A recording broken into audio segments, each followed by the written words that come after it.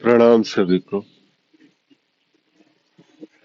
आज जिस पर विचार करने का, अपना भाव व्यक्त करने का ये समय मिला है, ये मौका मिला है, वो शब्द है काली, वो भाव है काली, वो विचार है काली। समग्रता से देखे तो ऐसा लगता है जैसे ये संसार है काली। काली को एक शब्द नहीं कहा जा सकता, एक विचार मात्र नहीं कहा जा सकता, कुछ ऐसा नहीं कहा जा सकता जो एक बंधनों में पड़े। वो तो इन तमाम बंधनों से मुक्त कराने वाली है, और कुछ ऐसा जैसा लगता है कि ये सारा का सारा बंधन स्वयं काली ही तो है, और काली ने ही बस वो कृपा की। और ये सारा बंधन, ये सारी व्याख्याएं जो सदा से आपके साथ, मेरे साथ, वो सदा से ये जो व्याख्याएं बनी हुई थी, ये सारी की सारी जो धारणा थी वो टूट सी गई। और ये धारणा अगर टूटी है तो इस पर भी काली की कृपा है। काल जब बहता है तो काली उसके साथ बहती है। और इस काल और काली के साथ साथ जो इस यात्रा में सहभागी होता है वो भक्त होता है। वो भी ना तो उस काल से भिन्न, ना काली से भिन्न।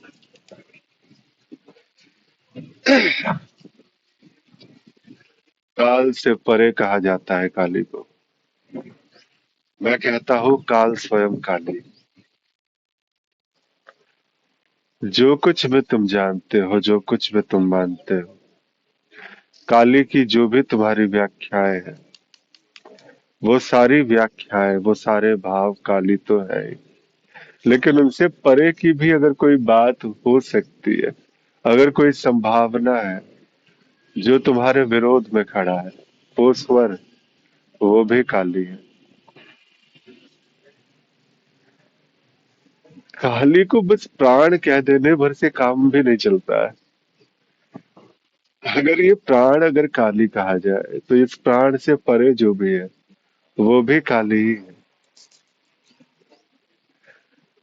कभी रामकृष्ण से पूछना कि उनकी काली कैसी है। कभी राजा विक्रमादित्य से पूछना कि उनकी भद्र काली कैसी है। कभी वो एक सामान्य सा भक्त जो बस दिन रात वो एक ज्योत जलाए बैठा है और काली को बस माँ माँ कह के पुकारता चला जाता है। कभी उस सामान्य से भक्त से पूछना कि काली क्या है। अगर उसने प्राण कह दिया तो वो सामान्य ही हुआ। लेकिन जब उसने ये कह दिया कि काली कुछ ऐसा है जो शब्द व्याख्या नहीं कर सकता, कुछ ऐसे भाव है जिसके जिसे सिर्फ प्राण कह देने भर से ये प्राणों का बंधन सा हो जाएगा। ये प्राणों से भी परे है। कैसे थे रामकृष्ण की काली, क्या जानना चाहोगे क्या? बस हमने किताबों में पढ़ लिया कि वो कुछ ऐसे थे कि वो काली के साथ भोजन किया करते थे, वो काली से बातें किया करते थे, वो काली के साथ ही उनका हर क्षण बीता करता था। लेकिन यहाँ भी काली को रामकृष्ण से तुमने भिन्न जान लिया। एक और उसके बाद फिर और ऐसे ऐसे अभागे, मतलब मैं अभागा ही कहूंगा, जो इस भाव को, रामकृष्ण के भाव को ना समझ पाए। उन्होंने तो यहाँ तक वो विरोध के स्वर में ऐसा भी कह दिया कि जिसने अपनी माँ के शीश उतार दिए, माँ पर तलवार चला दी, वो कैसा भक्त हो सकता है भला। और ये बड़ी विचित्र सी विडंबना सी लगती है कि एक बार राम कृष्ण ही कह के तो देखो। राम कृष्ण तुम्हारे भीतर आकर तुम्हें बताएंगे कि कैसी थी उनकी काली। जब इस काली की को प्राप्त करने की यात्रा में एक भक्त आगे बढ़ता है तो कुछ ऐसा सा ही होता है कि काली को स्वयं से भिन्न जानता है। एक माँ और पुत्र का संबंध, बाकी अन्य भाव भी है। मैं उन भावों पर नहीं जाता, क्योंकि शक्ति है तो रूप अनेक, जीव है तो भाव अनेक। तो जैसे भी है, जिनके भी भाव है, सब पूजनीय है।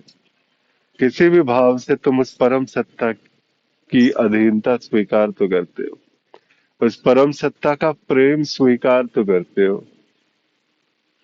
और उस भाव के साथ जब काली की तरफ बढ़ा जाता है तो ऐसा लगता है जैसे कि हर एक पल जो है वो, जब जब आप कदम बढ़ा रहे होते हो, वो काली की हथेलियां ही होती है। वो फर्श नहीं होता, वो कोई जमीन नहीं होती जहां आपके चरण पड़ते। माँ अपनी हथेलियों में आपके चरणों को लेकर चलती है। जैसे माँ सिखाती है ना बच्चे को बचपन में चलना, ये काली भी वैसे चलना सिखाती है कि चलो तुम आखिर इस प्रकार से ही चलो, मेरी तरफ आना तो प्रारंभ करो, मुझे पुकारो तो सही। तुम्हारी एक भाव भंगिमा से जो कुछ भी है, अपनी अंतरात्मा के तल से की गई पुकार, जो काल से भी परे है, उस काली को वशीभूत सी कर लेती है। राम कृष्ण ने भी कभी ऐसे ही पुकारा होगा उस काली को, कभी ऐसे ही भागे होंगे उस काली के पीछे। मैं उनकी जीवन कथा के ऊपर नहीं जाता, मैं उस वो जो सारी की सारी बातें जो आपने कभी पढ़ी हुई है, मैं वहां पर नहीं जाता। एक भक्त की तरफ से ऐसा लगता है कि उस भाव को जीना, वो अपने आप में काफी विशेष सी बात है।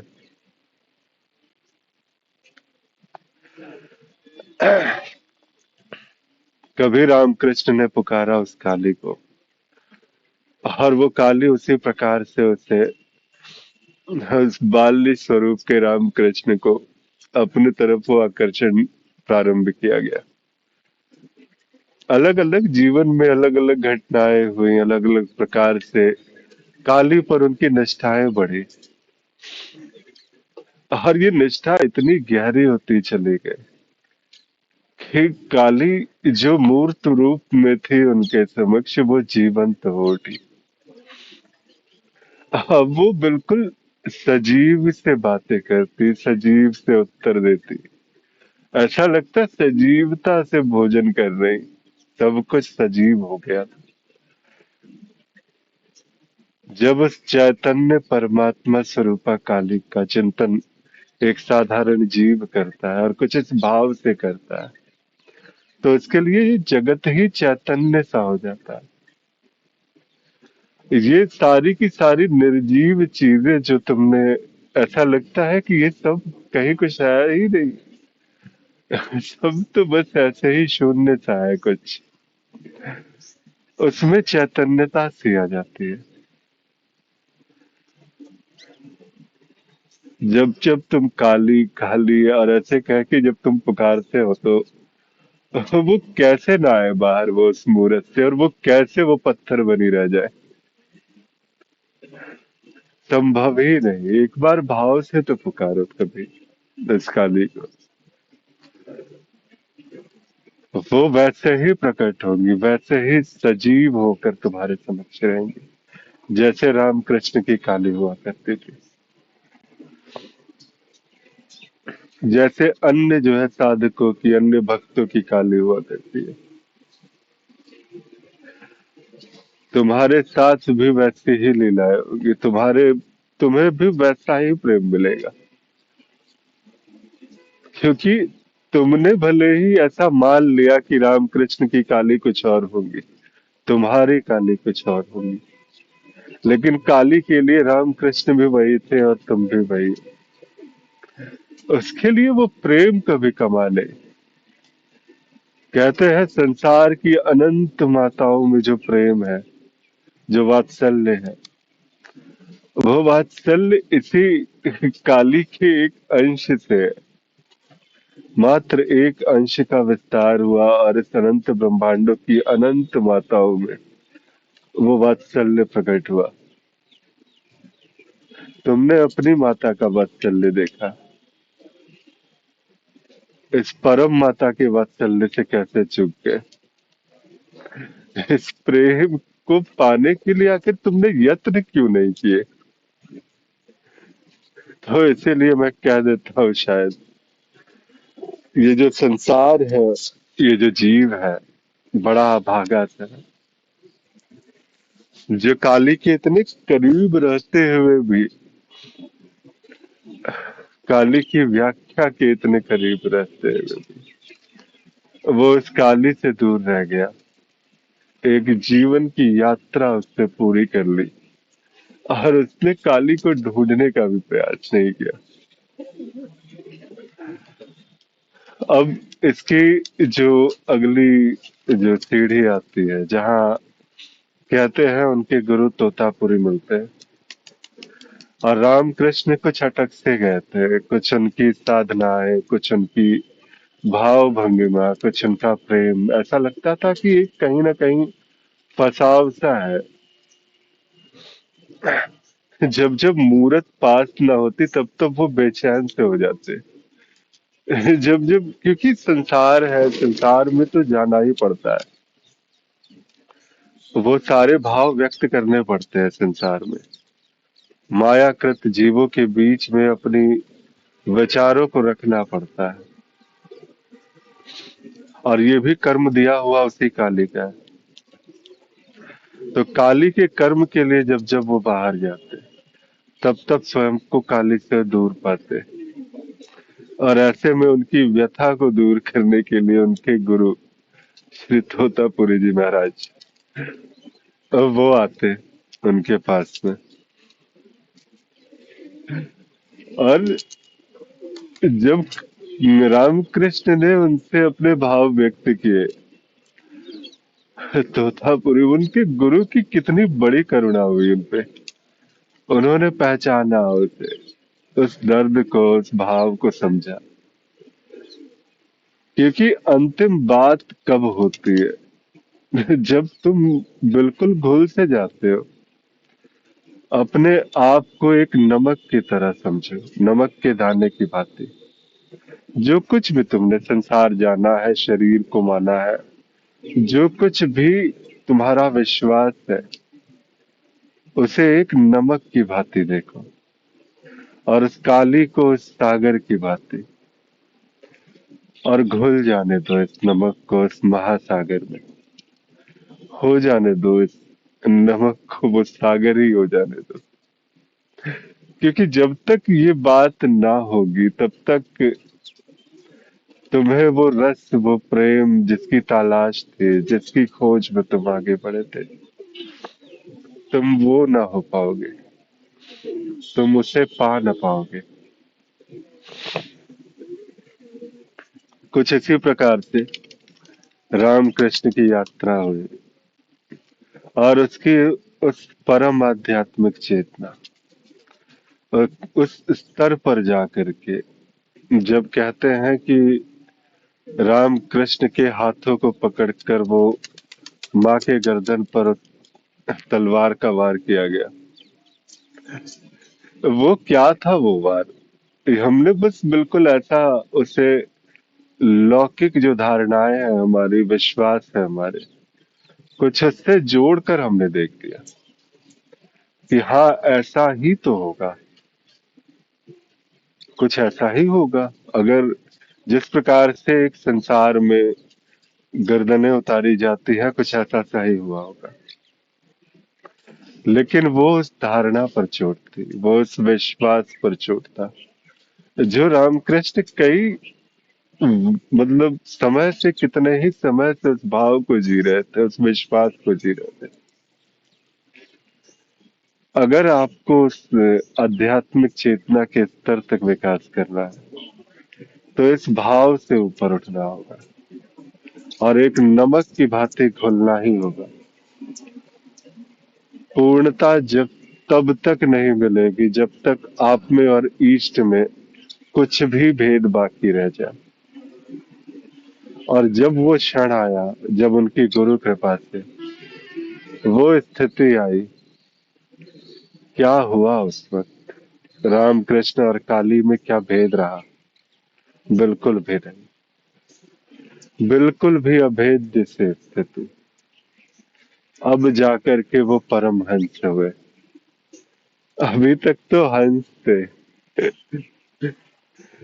लेकिन अब वो परमहंस हुए जब काली को उन्होंने सर्वव्याप्त पाया, उस अनंत चेतना के विस्तार को तत्व से जाना।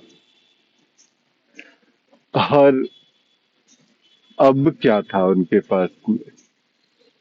क्या अभी किसी प्रकार की बेचैनी, किसी प्रकार का संकोच, क्या ऐसा भाव था भी कि काली से वो दूर हो सकते हैं?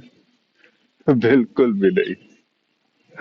अब बस प्रसन्नता से थी, अब वो आनंद था, वो स्वरूप, वो चैतन्यता थी उनके पूरी वाणी में, उनके जीवन में।